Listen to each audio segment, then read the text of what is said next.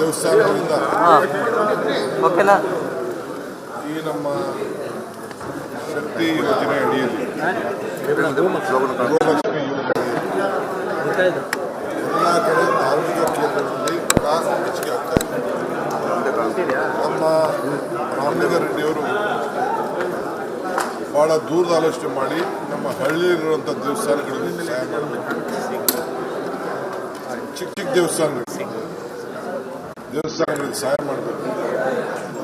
ದೇವಸ್ಥಾನಗಳು ಅಭಿವೃದ್ಧಿ ಆಗಬೇಕು, ಅರ್ಚಕರಿಗೂ ಅನುಕೂಲ ಆಗಬೇಕು. ಈ ಅರ್ಚಕರ ಕೆಲಸ ನಮಗೇನು ಕೆಲವು ವಿಚಾರಗಳನ್ನು ಭಕ್ತಾದಿಗಳಿಗೆ ದೇವಸ್ಥಾನಕ್ಕೆ ದೇವರಿಗೂ ಭಕ್ತನಿಗೂ ಭಗವಂತನಿಗೂ ಮಧ್ಯಸ್ಥಿಗೆ ಇಟ್ಕೊಂಡು ಪ್ರಾರ್ಥನೆ ಮಾಡೋಂಥ ಕೆಲಸ ಅವ್ರು ಮಾಡ್ತಾರೆ. ಪ್ರಯತ್ನ ವಿಫಲ ಆಗ್ಬೋದು, ಪ್ರಾರ್ಥನೆ ವಿಫಲ ಆಗ್ಬೋದು. ಸೊ ಅರ್ಚಕಸ್ಯ ಪ್ರಭಾವಿನ ಶ್ಲಾಘ್ಬೋದು. ಸೊ ಅರ್ಚಕರಿಗೆಲ್ಲ ಸಹಾಯ ಮಾಡಬೇಕು ಅನ್ನೋ ದೃಷ್ಟಿಯಿಂದ ಈ ಬಿಲ್ಲನ್ನು ಚಿಕ್ಕ ಚಿಕ್ಕ ದೇವಸ್ಥಾನಗಳಿಗೆ, ಹಳ್ಳಿಲಿರುವಂಥ ದೇವಸ್ಥಾನಗಳಿಗೆ, ಗ್ರಾಮೀಣ ಪ್ರದೇಶದ ದೇವಸ್ಥಾನಗಳಿಗೆ ಒಳ್ಳೇದಾಗಬೇಕು ಅಂಥೇಳಿ ಇದನ್ನು ತಂದಿದ್ದಾರೆ. ಇದನ್ನು ಎರಡು ಪಾರ್ಟಿಯವರು ವಿರೋಧ ಮಾಡಿ ಇದನ್ನು ಉಳಿಸಿದ್ದಾರೆ. ಆದರೆ ಅದರ ಭಾವನೆ ಅರ್ಥ ಆಗ್ತದೆ. ಅಂದರೆ ಹಳ್ಳಿ ಇರೋ ದೇವಸ್ಥಾನಕ್ಕೂ ಅವ್ರಿಗೆ ಅಲ್ಲಿ ಇರೋ ದೇವರಲ್ವೇ, ಹಳ್ಳಿಲಿರೋ ದೇವರಲ್ವೇ. ನಾವು ಊರಿಗೆ ಹೋದ ತಕ್ಷಣ ಗ್ರಾಮ ದೇವತೆ ಯಾವುದು ಅಂತ ಬಸವಣ್ಣ ಇರ್ಬೋದು, ಮಾರಮ್ಮ ಇರ್ಬೋದು, ಕೆಂಗೇರಮ್ಮ ಇರ್ಬೋದು, ಯಾವುದೇ ಹಳ್ಳಿ ದೇವಸ್ಥಾನ ಎಲ್ಲ ಅಂಥ ದೇವಸ್ಥಾನಗಳಿಗೆ ಏನೋ ಒಂದು ಸಣ್ಣ ಜೀರ್ಣೋದ್ಧಾರ ಮಾಡುವಂಥ ಕೆಲಸ, ಅರ್ಚಕರಿಗೆ ಒಳ್ಳೆಯದಾಗುವಂಥ ಕೆಲಸ ಮಾಡಿದ್ರೆ ಇವರು ಈ ರೀತಿ BJPಯವರು ಮಾತು ಒಂದು ಕೃತಿ ಒಂದು,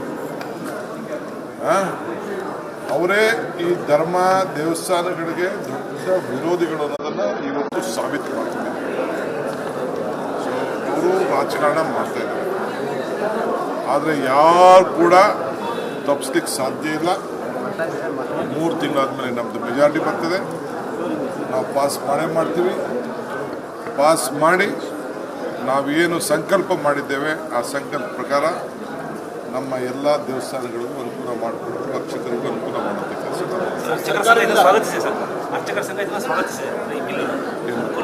ಅದನ್ನೇ ನಾವೆಲ್ಲ ಅರ್ಚಕರು ಎಲ್ಲ ಅವರೆಲ್ಲ ಸಮಾವೇಶ ಇಟ್ಕೊಂಡಿದ್ದಾರೆ. ಅವರೆಲ್ಲ ಬಂದು ನಾನು ಕೇಳಿದ್ರು, ನಾವು ಹೋಗ್ತಾ ಇದ್ದೀವಿ. ಇವತ್ತು ಪಾಪ ಅವರು ದಿನ ಪ್ರಾರ್ಥನೆ ಮಾಡೋರು, ಈ ಸರ್ಕಾರಕ್ಕೆ ಮನಸ್ಸು ನೋಯಿಸೋರು. ದೇವರು ವರನೂ ಕೊಡೋದಿಲ್ಲ, ಶಾಪನೂ ಕೊಡೋದಿಲ್ಲ, ಅವಕಾಶ ಮಾತ್ರ ಕೊಡ್ತಾರೆ. ಹಾಗೆ ನಮ್ಮ ರಾಮಲಿಂಗಾರೆಡ್ಡಿಯವರು ಒಂದು ದೊಡ್ಡ ಕಾರ್ಯಕ್ರಮವನ್ನು ರೂಪಿಸಿ ಒಂದು ಐತಿಹಾಸಿಕವಾದಂಥ ಬಿಲ್ಲನ್ನು ತಂದಿದ್ದಾರೆ. ಅದಕ್ಕೆ ವಿರೋಧ ಮಾಡಿದ್ದು ದೊಡ್ಡ ಖಂಡನೀಯ.